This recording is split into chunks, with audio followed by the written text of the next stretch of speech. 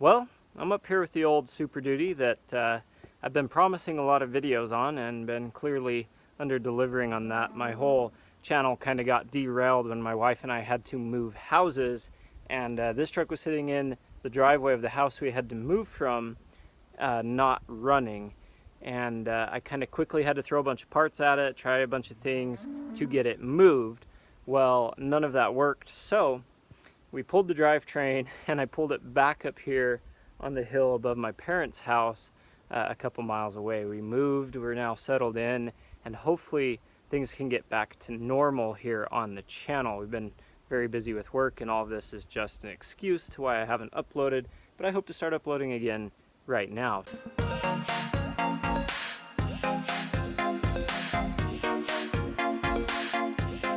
Welcome back to Nate's Truck. I hope you guys are doing great. I hope your life is just as exciting and as crazy as mine has been, and that you can get your old Super Duty running a lot quicker than I have been able to. Now, in the last video I said we were going to try to put an IDM in this truck. I had a supposedly working IDM from a truck with like 430,000 miles on it, so maybe it wasn't working, but I went ahead and swapped that in. I am still planning on doing a video on that because I want to take that IDM back out and put the original one from this truck back in because it has less miles on it, and I'll keep the other one on hand as a spare. And if you're looking at this video to do that or thinking of doing that and can't wait for my other video to come out, a lot of videos say that you just pull the fender liner and that you can get into it, but that's not the case. It's easier if you actually unbolt a lot of that fender so that you can kind of pull it out to be able to do it. So do expect a video from me on that very soon, because I am going to replace it, swap back in that other one, and my fender kind of catches on the door. I didn't get it quite aligned because I was in a hurry, so we'll be fixing all of that in that video. I have to do it. Today I'm going to throw the drive shaft back on the truck. I cranked it for quite a while. I'm thinking that my fuel pressure regulator is bad, because I have oil in my HPOP. It's about 1/4 of an inch down from the top, which I'm not real familiar with these 7.3s, but I think that that's where it's supposed to be. I cranked it for a while here, so I'm going to pull that drain plug cap to just kind of check that oil level again, but I'm going to get an FPR coming and I'll show you guys how to replace that. But I think that's the problem with this truck. It could be something in the wiring as well, but following the Ford, I guess, diagnosis process, that's kind of narrowed me down to that. A couple weeks ago I replaced the CPS in this truck with one of the gray ones, the updated version from O'Reilly's. Probably not a Motorcraft one that I bought, which I've heard you should only use genuine Motorcraft ones because sometimes the new ones are bad out of the box. So I don't know if that's the case or not, but I used the gray one, swapped it in, and now I have RPM signal at least when I'm cranking, and I've ruled that out. I threw the old one in the glove box to keep it on hand as a spare. That's a super easy item to change, and I'll link a video down below in the description. Alright, so here's that drain plug on top of the HPOP. It doesn't have to be super tight because it's on an O-ring. I just barely tighten it with a ratchet. And we'll take a peek inside. Our oil level is looking good. Again, I'm not a certified mechanic or tech, and I'm not familiar with these trucks, but I think that that is a good level. So if you're referencing that, do your own research as always.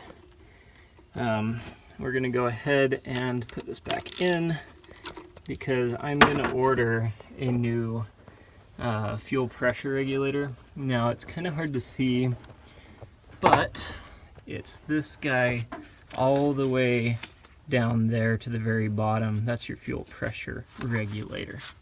So we're going to swap that out on this truck. I already did new fuel filters and all of that. We changed the oil, so this is brand new oil in here. All of that can affect your truck running or starting. Usually you can get it started, but it's going to be really hard to start. The oil drives your injectors, so that has to be pretty much on a current oil change. Your truck's not going to run. And then of course, if your fuel has gelled, you need to replace your filter, or if your fuel filters are clogging, you also need to replace that. I did pull this. We know there's fuel up in the bowl, but if you're not getting fuel to the bowl, either your lift pump is bad or there's an in-tank filter as well that can sometimes get clogged on these, at least on the older ones, which you'll probably want to check out. All right, on to our next part of the project, and that is here with the driveline. We've got to hook this back up. We've got the caps and everything right here, and I believe all the needles are still in there and good, and we'll double check that. We'll hook this driveline back up down here. I guess I gotta go find the little retaining U bolts. Everything down here actually looks really good. There is quite a bit of just like surface rust as of right now.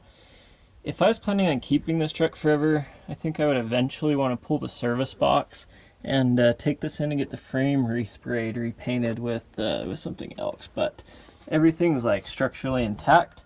And yes, I do have a turnover ball installed on this truck apparently, which probably we could get working without too much effort. Obviously you can't use it with the service box on, but if I ever want to take that off, I have that option, which I may cash in on here in the future. And then of course we got the frame and everything looking okay. So just a good quick check over while we're under here. It's not a bad truck for 260,000 miles. And the service box is not even bolted on right there, so we might have to fix that. Got the drive line all buttoned up here under the truck. Gonna hop out of here and we'll go get to the next project. And now the third item of business for today's video is this bench seat. This bench seat has got to go, so we're gonna at least unbolt it and maybe pull it out, but it's like the typical workman's package vinyl Ford bench seat, and it does not belong in this truck. This truck's, yes, it's a Super Duty, but it's not like your typical XL. I think it's like an XLT or something, because it's got power locks, power windows, power mirrors.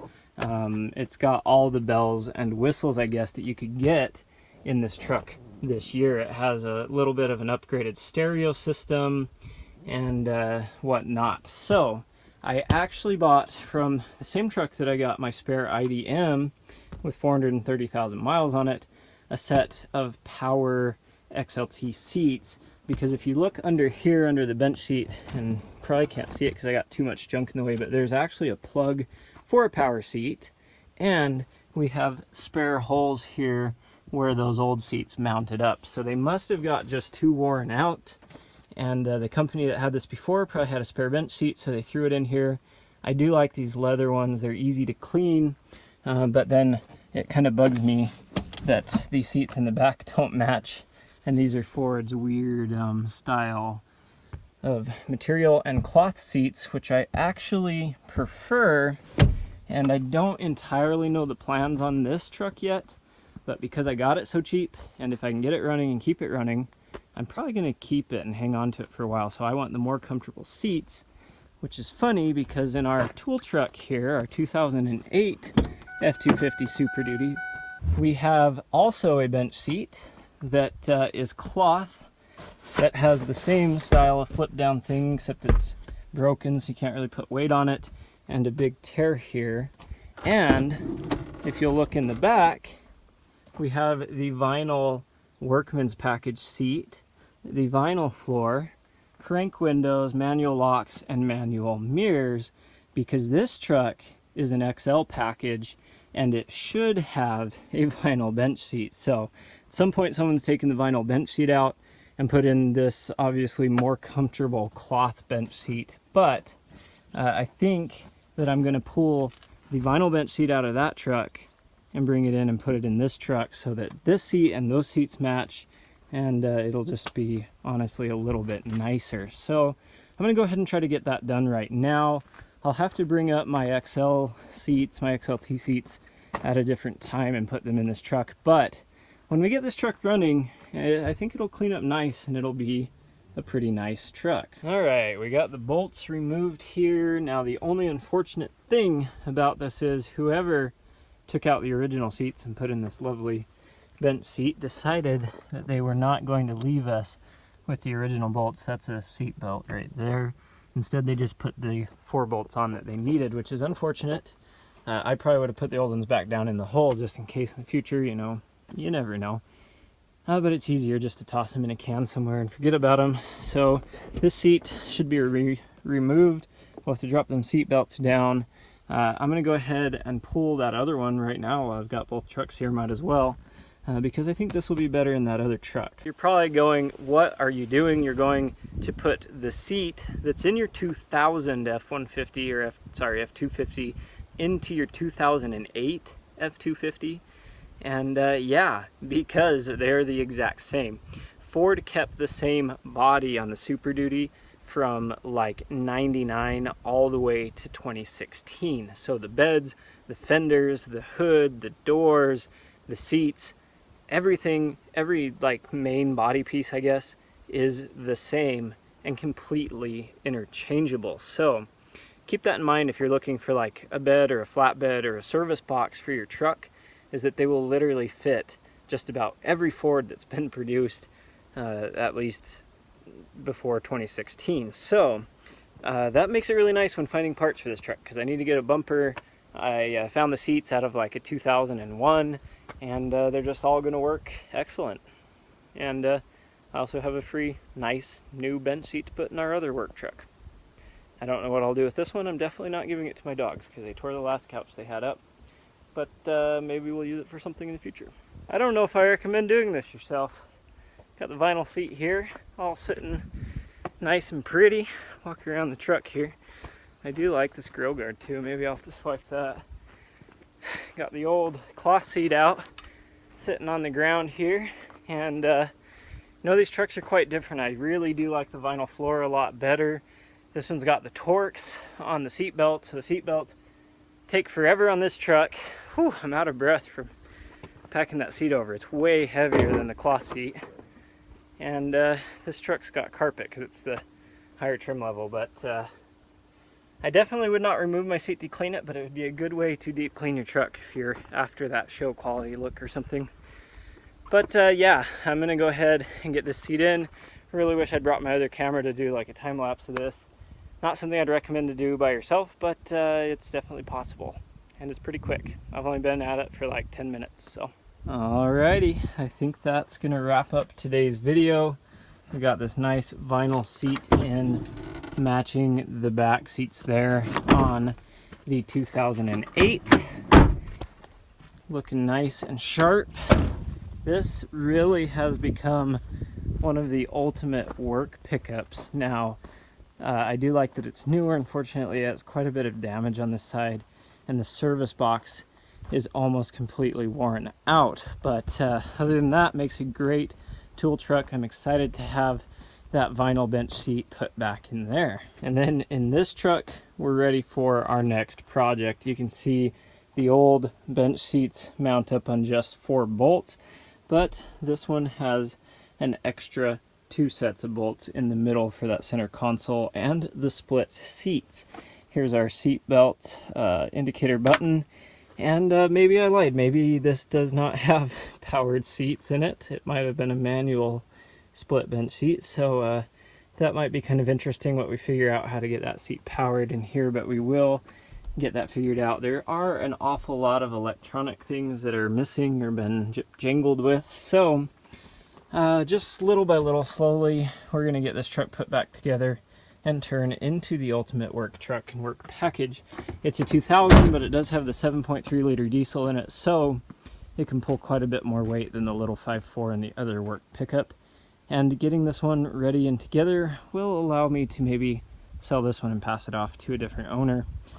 Should work kind of slow down. This year we've been a lot slower than we were last year, and we've cut our crew down by 2/3. So one of these trucks may go to a different home. If we look like we might have a bunch of work next year, then we'll probably keep both of them, but hopefully we can get that truck running soon so that we can use it. And with all of that said, I hope you guys enjoyed today's video. If you did, be sure to smash that thumbs up button, that dirty thumbs up button, and drop a comment down below. Let me know what you guys would like to see content-wise here on Nate's Trucks on this channel, and I'll try to make it happen. I want to do more content on this 2008 F250 because the way we have the service box set up, the way we have our tool truck set up, it works really well, and I want to talk about organization with that. The other truck I think will be a better like ultimate work package because it has more room in the service box. I think we can fit everything that's on this truck, plus a lot of the mechanical service tools that we're missing in this truck. And I don't think the fuel tank that's in this truck is going to stay in this truck. I think we'll probably end up putting it in that one should we get it running. But again, drop a comment below. Let me know what you guys want to see, because my ideas are not always the best ideas. So with all of that said, I hope you enjoyed today's video. Click the link in my description below to go check out my other YouTube channel, and I'll catch you guys in the next video. One's a company, two's a crowd, three's a party coming, move around like fresh when you